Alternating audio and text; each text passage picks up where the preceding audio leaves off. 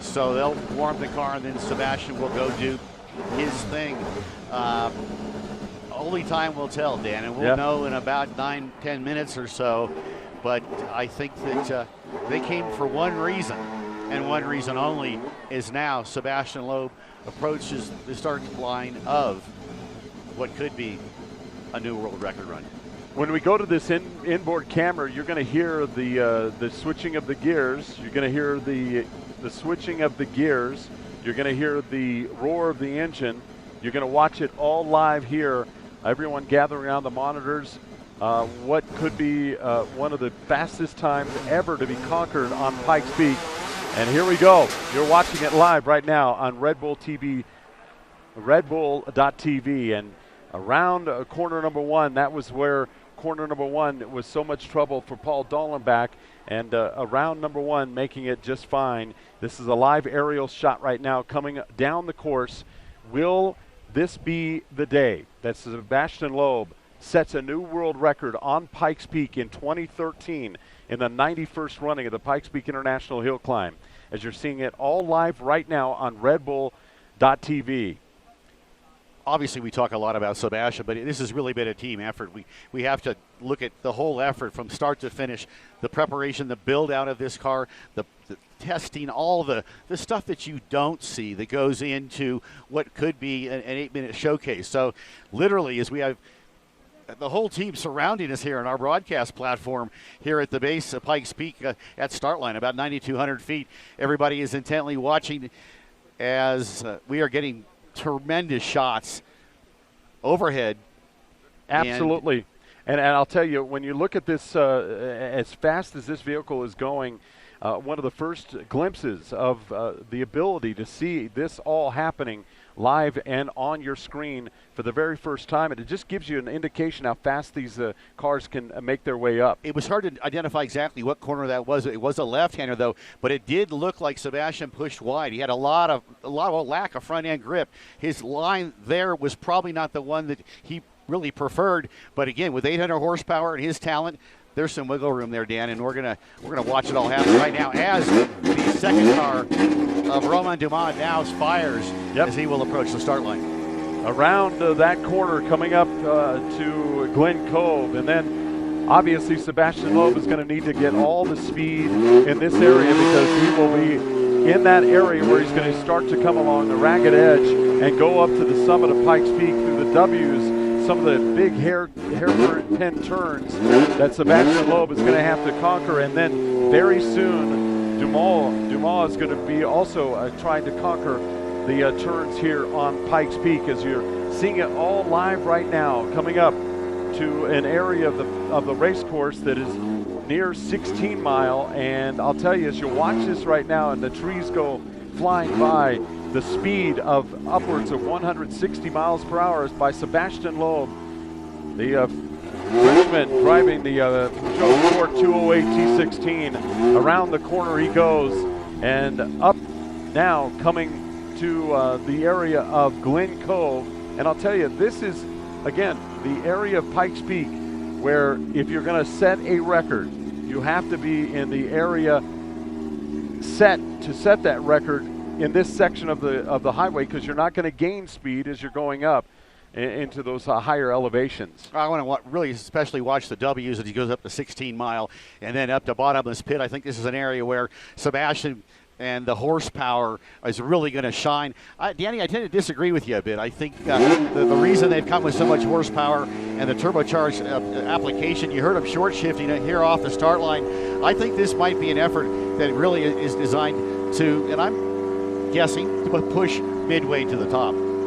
You're watching it live here on redbull.tv. Sebastien Loeb making his way up now, going past Glen Cove. He's going to be coming up to a ragged edge.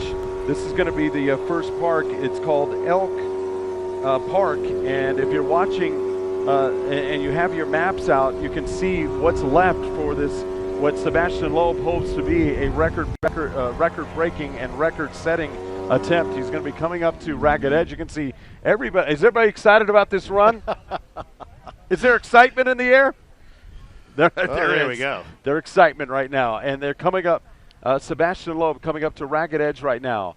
And as you see the turn around to get to Ragged Edge, this is when you're on this part of Pikes Peak, directly to the driver's right is the straight down the mountain, and he's coming up to the W's, which is he's either going to make it or break it in this area, Kurt. Well, it's my call, and he's heading up to an area last year where we had that big off by the Mitsubishi team, and a lot of guys don't like this area of the racetrack.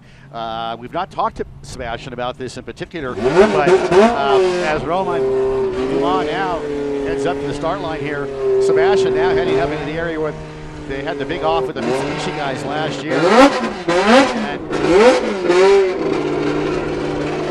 that's enjoyable. I appreciate that. We've got the power and we've got the helicopter. Now you can see Sebastien Loeb coming up to the second leg, the second cut of the W's. He's going to be coming up to 16 Mile. He's already passed Ragged Edge. Sebastien Loeb driving the Peugeot Sport 208 T16. Is he going to set a new world record? Only time will tell.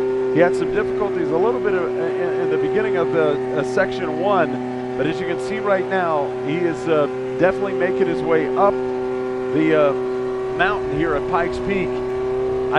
We've seen it before, Kurt. We've seen the competitors. What's going through their mind at this particular part of here we go. Pikes Peak. That's the FlatironsTuning.com 16 Mile, the critical left-hander that it will take him up to Devil's Playground, then the bottomless pit.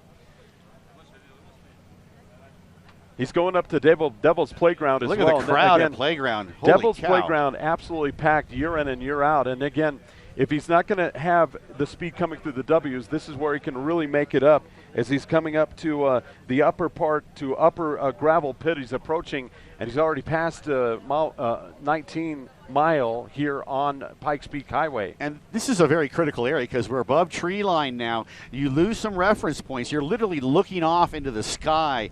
It's an area that maybe for a first timer, certainly with Sebastien's talents, I hope that doesn't come into play, but for a first timer, as you come above tree line, you lose all reference points. You're literally driving into the sky, and a lot of these corners do fall away. They're decreasing radius. It's a very challenging point, but I think this is where this guy's really going to shine. No question about it. You can see the consternation of the people when they switch back to the camera to us. We have the helicopter obviously geared up, and we're going to hopefully get reacquainted with the helicopter here shortly.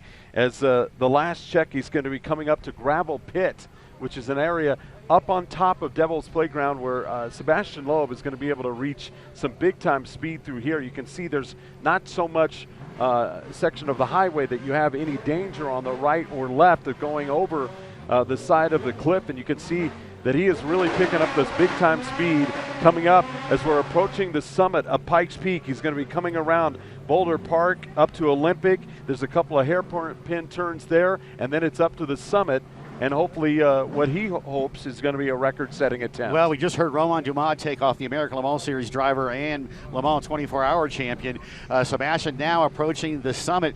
In the days of old, bottomless pit area, when it was gravel, especially the right-handers, you're carrying big-time speed up there. You could hook that right front, much like a flat tracker or an off-road racer, to help the car rotate, help it turn. Can't do that anymore. It's all paved, so different lines and a different time here at the Pikes Peak International Hill Climb. And I'll tell you, they got everybody lined up in the Unlimited, and there you see Sebastien Loeb making his way up to the finish line of the historic racetrack here at International Hill Climb. Sebastien Loeb is now crossed the finish line. Now we await to see what the time will be here in the 91st running of the Pikes Peak International Hill Climb. Will it be enough to set a new world record and be in the first time ever 8-minute club? Only time will tell.